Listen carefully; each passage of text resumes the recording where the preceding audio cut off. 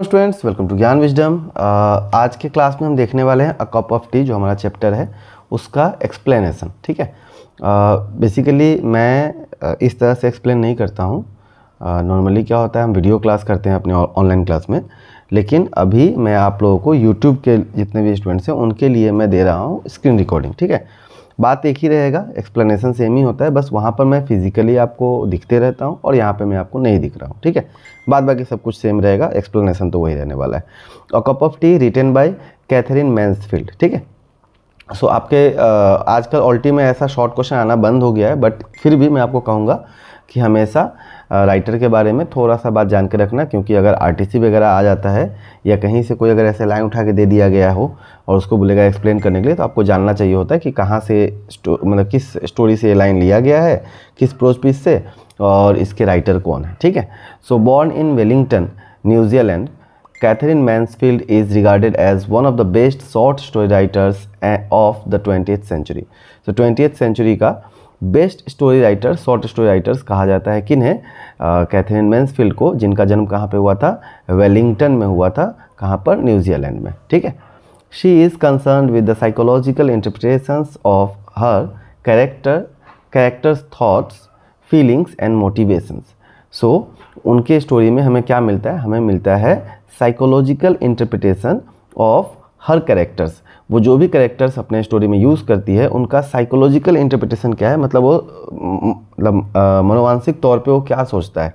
ठीक है, कैसे वो सोचता है, क्या सोचता है, उस चीज़ को अच्छी तरह से उनके स्टोरी में दिखाया जाता है। प्लस साथ में उनका फीलिंग्स क्या है, मोटिवेशंस क्या है, क्यों वो ऐसा कर रहे हैं। ठीक है, वो सारे चीज़ आपको स्टोरी के थ्रू मिलेंगे। ठीक है, through her work Mansfield explores a wide range of themes. अपने काम के द्वारा मैन्सफील्ड जो है ना, अलग अलग तरह के थीम्स, जैसे कि थीम्स क्या होता है आपका, रोमांटिक एक थीम हो सकता है, नेचुरलिज्म एक थीम्स हो सकता है। ठीक है, या अलग अलग तरह का थीम्स होता है स्टोरीज़ का, तो वो सारे थीम्स के बारे में आपको यहाँ पर उनके स्टोरी में आपको मिलेगा। ठीक है, जैसे कहीं पे करुणा भाव हो गया, दया दिखाना हो गया, जैसे इस स्टोरी में हमें थोड़ा सा वो वाला झलक मिलेगा कि ये किसी का हेल्प करना चाहती है। ठीक है, फिर एक और हमें थीम मिलता है कि ये बेसिकली अपना बड़ाई करवाना पसंद करती हैं, तो वो सारा चीज़ हमें मिल जाता है, including the fragility of relationship. अब इसके अंदर में उनके जो थीम्स है उसमें क्या क्या है? सो फ्रेजिलिटी ऑफ रिलेशनशिप्स, मतलब कि रिश्तों का जो नाजुकपन है, रिश्ता कितना नाजुक होता है उसके बारे में। क्लास कॉन्शियसनेस, मैं अपर क्लास हूँ, मैं लोअर क्लास हूँ, वो वाला जो मन में भाव होता है वो वाला। The condition of women in society, औरतों का हमारे समाज में क्या कंडीशन है, क्या उनका सिचुएशन है, उसके बारे में।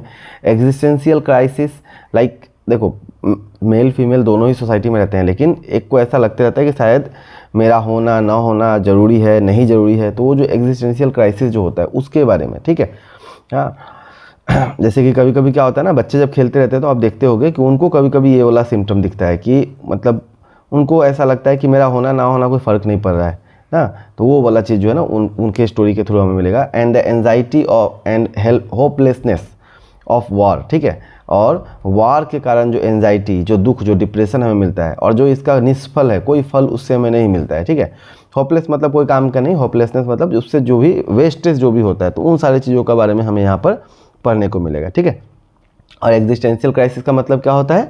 आपके अस्तित्व संबंधी। ठीक है, okay, the conflict between love and disillusionment. So प्यार और इल्यूजनमेंट का मतलब क्या होता है? कहीं पे खो जाना, भ्रमित होना, और वो भ्रमित न होना। हाँ, और प्यार के बीच में जो कन्फ्लिक्ट है, जो जब आप when you are in love you basically fall in a kind of illusionment. ठीक है, तो जो आपका जो मन का जो भाव है, जो टूटता है, उसे हम कहते हैं डिसइल्यूजन। ठीक है, तो वो जो टूटेगा, तो उस समय के बारे में आपके मन में क्या चलता है? आइडियलिज्म एंड रियलिटी, आप क्या आइडियलिज्म, आप क्या सोचते हो और असल में होता क्या, वास्तविकता क्या है और सोचते क्या है, कथनी और करनी में क्या अंतर है, वो सारा चीज़। ठीक है, and the inevitability of this paradoxes, और इन सारे चीज़ों का एक पैराडॉक्स बना लो। पैराडॉक्स वो होता है जिससे आप कभी फंस गए तो उससे आप बाहर नहीं निकल पा रहे हो, यहीं से घूम के फिर यहीं पे आके पहुंच जा रहे हो। ठीक है, तो इन सारे चीज़ों का जो ग्रुप एक बनेगा, या जो भी एक जाल बनेगा, एक वेब बनेगा, उनका जो होना वो निश्चय है, निश्चित है, वो होगा ही। ठीक है, तो उसके बारे में आपको पढ़ने को मिलेगा। तो बेसिकली ये लाइन जो है ना, उनके स्टोरीज़ के बारे में। ठीक है, कि उनके स्टोरी में what kind of work she does, हाँ, या शी राइट्स, कैसा वो चीज़ लिखते हैं, तो ये सारा बात आपको बताना है। Her stories are about everybody concerns. उनका जो स्टोरी है वो हर लोगों के लिए रहता है, फुल ऑफ इमेजरी, ठीक है, आप उसको आराम से इमेज कर सकते हो, मतलब इमेजिन कर सकते हो, मेटाफोर्स आपको मिलेगा और सिंबल्स आपको वहाँ पर मिलेंगे। हर इंपॉर्टेंट वर्क्स इंक्लूड, आपको कम से कम 2 इंपॉर्टेंट वर्क जो है ना आपको याद कर लेना है, ठीक है।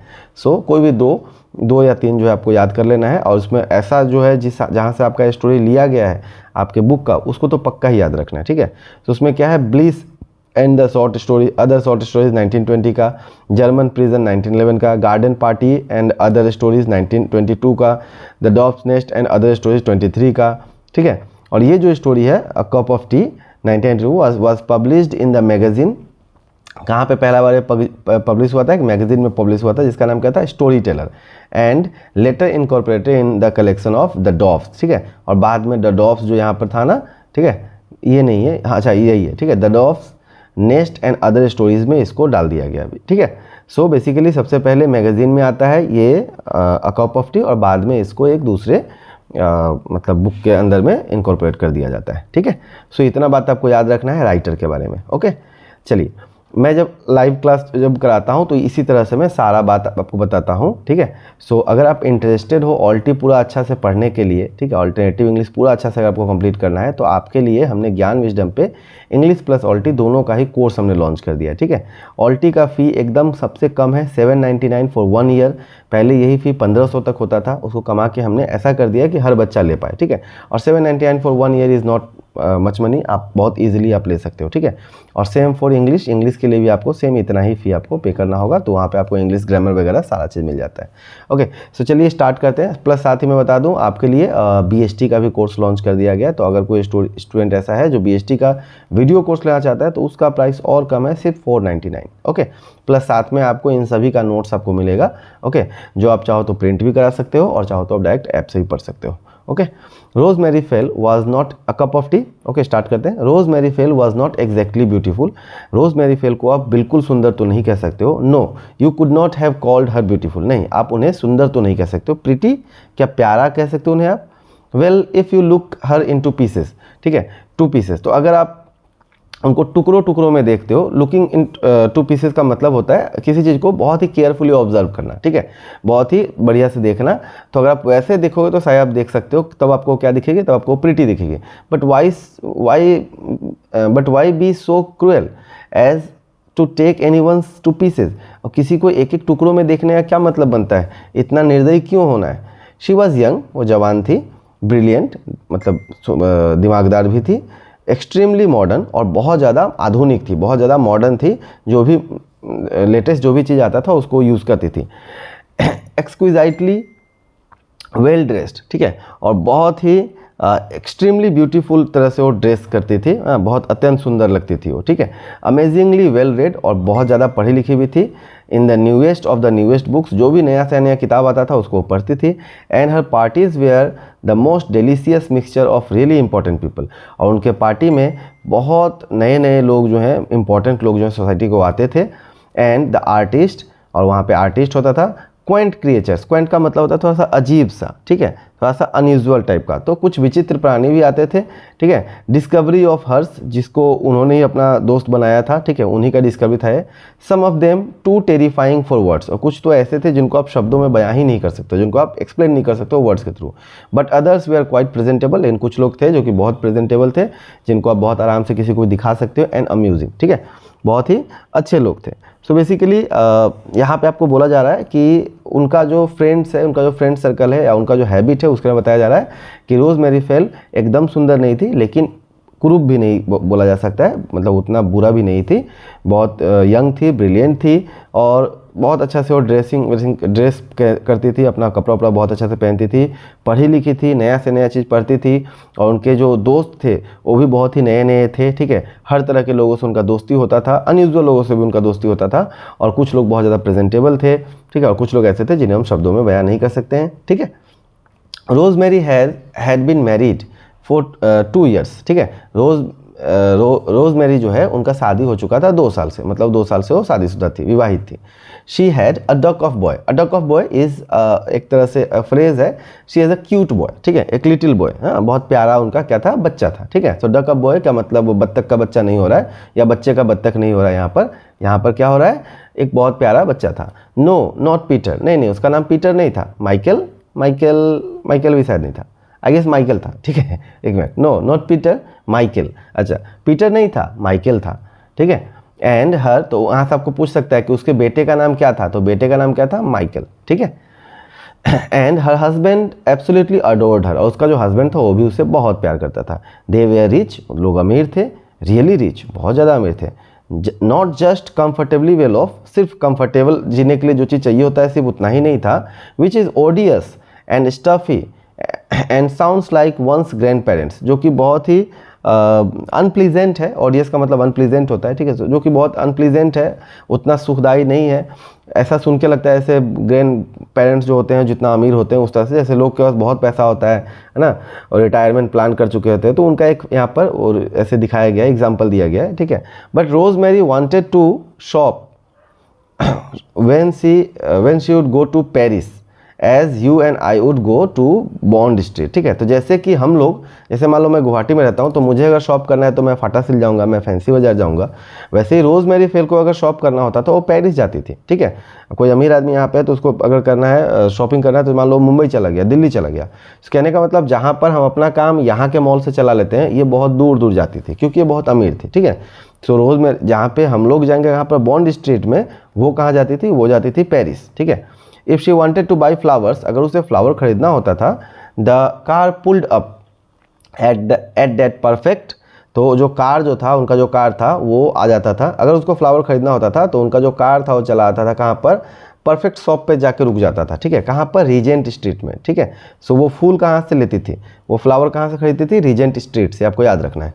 And Rosemary inside the shop just gazed in her dazzled rather exotic way, एक अजीब तरीके से इशारा करके, ठीक है, एक्साइटेड मोड में, ठीक है, वो जो है ना सिर्फ घूरती रहती थी सारी चीज़ों को। एंड सेड, और कहती थी दुकान के अंदर में, क्या कहती थी, आई वांट दोज, मुझे वो चाहिए, एंड दोज, फिर वो चाहिए, एंड दोज, और वो चाहिए, ठीक है।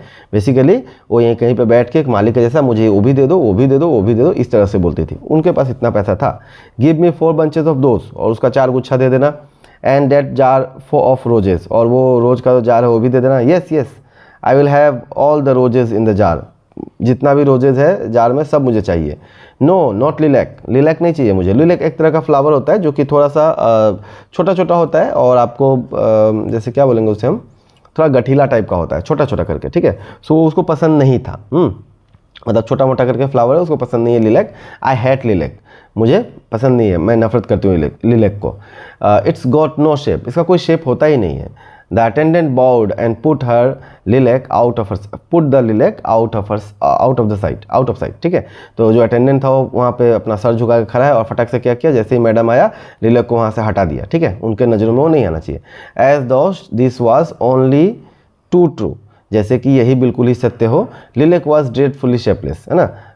लिलैक जो है वो सच में ही कोई उसका शेप नहीं होता है, ऐसा ऑथर बोल रहा है, ठीक है।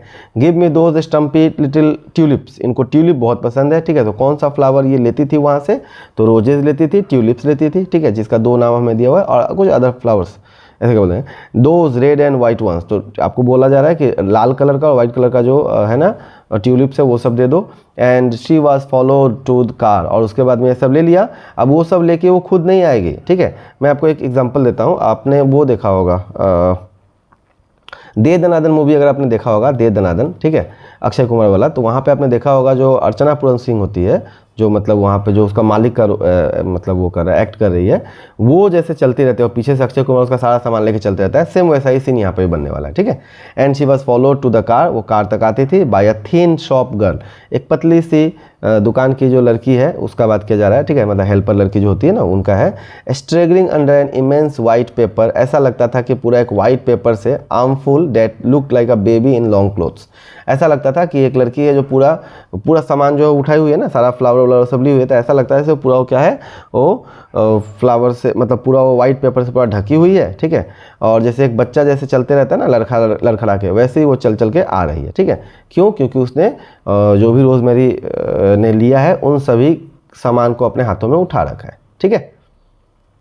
ओके स्टूडेंट्स, तो ये फर्स्ट पार्ट था हमारा। फर्स्ट पार्ट हम यहीं पे ख़त्म करेंगे।